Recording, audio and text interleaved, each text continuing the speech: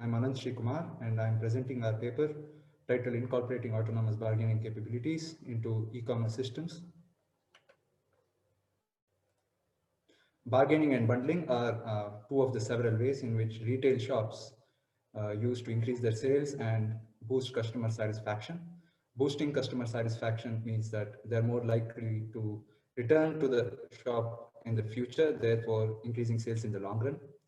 With more and more people switching to buying their everyday items online in e-commerce websites, it is highly relevant to address these issues of bargaining and bundling in the e-commerce as well. Giants of e-commerce like Amazon have already partially solved the bundling aspect of e-commerce. However, even with such a high use case for bargaining, there exists no in-use autonomous bargaining agents in the e-commerce context. We propose an agent that provides bargaining and bundling capabilities. Customers can buy bundles of products that are recommended by our agent and bargain on top of these bundles. Our agent uses the negotiation data of only the current negotiation. Therefore, there are no external factors involved for a negotiation session. There has been some prior work in the domain. Fujita adapted the Thomas-Kilmann conflict mode instrument for negotiations in the e-commerce domain.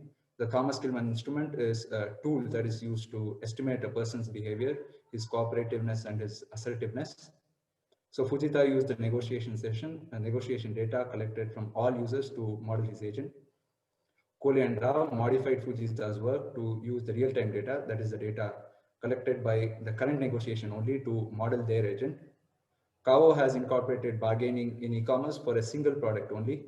None of these works address the issue of both bargaining and bundling in e-commerce context. Our agent uses recommendation systems to generate bundles and uses business logic to drive the negotiation process. Our agent provides hyperparameters to alter its behavior if required. It uses the bidding opponent acceptance framework and the Thomas-Kilmann instrument that was used by Fujita to model the buyer's behavior. Our agent has a modular architecture, therefore parts of the agent can be supplanted by more powerful systems or complex strategies if required. So this diagram depicts the overview of a single negotiation process. When a buyer adds an item to the cart, our agent uses the recommendation system to come up with a bundle. It then calculates the an offered price for this bundle and proposes it as an offer to the buyer. The buyer has a choice to either accept this offer or reject it. In case the buyer accepts this offer, he proceeds to check out with the bundle. Otherwise, the buyer can propose a counter offer to the agent. The agent evaluates this counter offer and uses the Thomas-Kilmann instrument to model the buyer's behavior and uses the recommendation system to come up with a bundle and then proposes this as a counter offer to the buyer, and the cycle continues. So throughout this negotiation process, the buyer has the agency to reject the session and exit from the bargaining process if he chooses to. So this is a sample run that came out of our agent. So when the buyer, let's say a buyer adds a laptop to the cart for 40,000 rupees. Our agent recommends a bundle of laptop, mouse and keyboard, which are closely related to the laptop, and at an offer price of 44,625, which is less than the 45,000. And the buyer, let's say he counters with 43,000 for the entire bundle. The agent then compromises and reduces its offer price. Finally, the buyer offers a price of 43,500 for the entire bundle, and our agent accepts this offer. The result of this negotiation session is that our agent has sold 2 extra items for an additional profit of 2,250, and the buyer saves 1,500, because if he had bought the 3 items separately, he would have had to pay 45,000, but he has now bought the entire bundle for 43,500. Our agent uses the bidding opponent acceptance framework, which is a general framework for negotiations. It consists of 3 parts. When a buyer proposes an offer to the agent, our agent uses the opponent model to model the buyer behavior. And then the buyer uses the acceptance model to decide if it has to accept this current offer by the buyer or propose a counter offer to the buyer.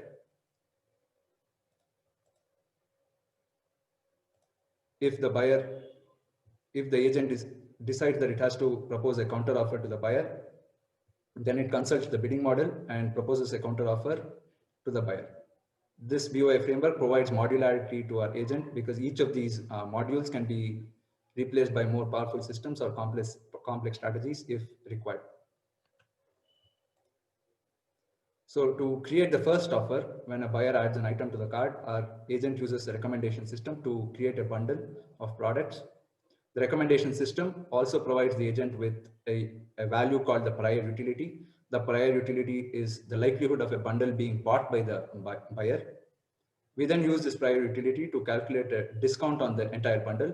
Higher the prior utility, that means that the buyer is likely to buy this bundle, therefore lower the discount. And then we use a hyperparameter called the maximum initial discount rate, which acts as an upper bound on the discount provided. If this hyperparameter is 0, then that means that the discount is also 0. Finally, we calculate the offer price on this bundle by subtracting the discount from the selling price of the bundle. The agent utility is a value that the agent maintains. It is a measure of how good the offer is for the agent itself. It's a real number between 0 and 1, where 1 would indicate the best offer for the agent and 0 would indicate the worst offer for the agent. The agent utility is calculated by the equation 3. The numerator here is the profit that the agent makes on the current offer by the buyer. And the denominator here is the maximum obtainable profit that the agent will make if it sells all the items in the bundle at their selling price. So at no discount. Since the selling price of the bundle is higher than the offered price, the price offered by the buyer, we would expect the agent utility to be less than 1 but greater than 0. The buyer utility is another value that the agent maintains, which is a measure of how good the agent thinks the offer is for the buyer. And to calculate the buyer utility, we define something called the value of an offer. So the numerator here is the savings that the buyer makes on the current offer that he has proposed, and we have normalized it by the selling price. Therefore, the value is a measure of the savings that a buyer makes on an offer. Then the buyer utility can be calculated as the ratio of the value of the current offer to the value of the first offer. But we make an assumption here that the first offer that the buyer makes is something that he wants and hopes to get from this negotiation. Therefore, we expect the value of the first offer to be higher than the value of all subsequent offers. Therefore, the buyer utility is also a value less than 1 but greater than 0. The opponent model of the BOA framework is used to model the buyer behavior. It also calculates a value called the target utility at every iteration. The target utility is a target in the sense that the agent tries to have an agent utility that is very close to the target utility at every iteration of the negotiation. Fujita adapted the Thomas-Gilman instrument to estimate buyer behavior as summarized in the table here. If the buyer utility of the current offer is higher than the mean buyer utility of all offers so far, then that means that the buyer is not compromising his side of the bargain and is being stubborn, therefore he is uncooperative. On the other hand, if the buyer utility is much lower than the mean buyer utility of all offers so far, then that means the buyer is also being reasonable, he is trying to compromise and he's being cooperative in nature. Similarly, we also model the assertiveness of the buyer. We then use the algorithm provided by Kohli and Rao and modify it to update the target utility at every iteration of the negotiation. To do this, we use a hyperparameter called the minimum profit margin. The minimum profit margin is a measurement of the greed that our agent possesses. Higher the minimum profit margin, that means higher the agent tries to make a profit from this negotiation, therefore higher is the target utility as well. The bidding model of the BOA framework returns the best offer that the agent can counter to the buyer. To do this, we maintain a bid space, that is the set of all offers that contain the same items as in the current offer, but at different price ranges. And then we use the target utility that is provided by our opponent model and filter out reasonable offers. We define reasonable offers as those offers which have an agent utility very close to the target utility. The acceptance model tells the agent when to accept an offer by the buyer or to counter an offer to the buyer. So we propose two criterion of when the agent should accept an offer. First, if the agent utility of the current offer by the buyer is higher than the agent utility of the previous offer by the agent itself, then that means that the buyer is offering to pay more for a bundle than the agent itself wanted in the previous round. Therefore, the agent should accept this offer by the buyer. The second criterion is where the compromise on the side of the agent comes in. If the agent utility of the current offer is greater than the mean agent utility of all offers until now, then that means the buyer is trying to compromise and it's a reasonable offer and the agent has to accept this one as well. In case neither of these criteria are met, then the agent proposes the counter offer provided to it by the bidding model.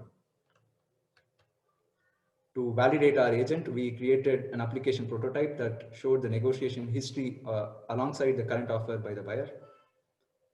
And then we created a synthetic data of 10 products and we created them at different price ranges and profit margins to mimic the real world products. We created synthetic data because we could not obtain customer purchase history, which is a proprietary data set guarded by e-commerce websites. We then conducted 50 trials with nearly as many volunteers, and 47 of these trials were successful. That is, they ended in a successful negotiation at the end. Note that the volunteers in these trials could withdraw at any time in the negotiation. So there was no force that they had to follow through until a successful negotiation was reached. We then, here is a scatter plot between the agent utility and the buyer utility for all the 50 trials. So it can be seen that the agent utility is pretty high for the majority of these offers, meaning that the agent did well in bargaining.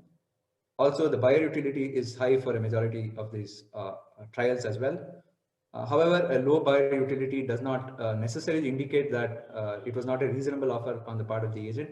This is because we noticed that these offers here started off with an extremely unreasonable demand on part of the buyer, something like a free bundle or a 90% discount.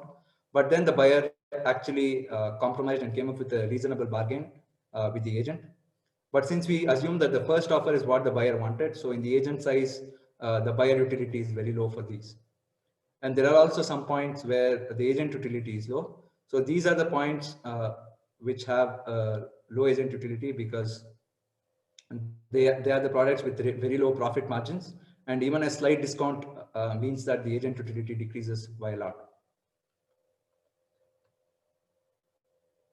We also observed that the average number of iterations for successful bargains is much less than the average number of iterations by unsuccessful bargains. This means that our agent is successful in modeling the buyer behavior accurately, and it proposes offers that the buyer will like.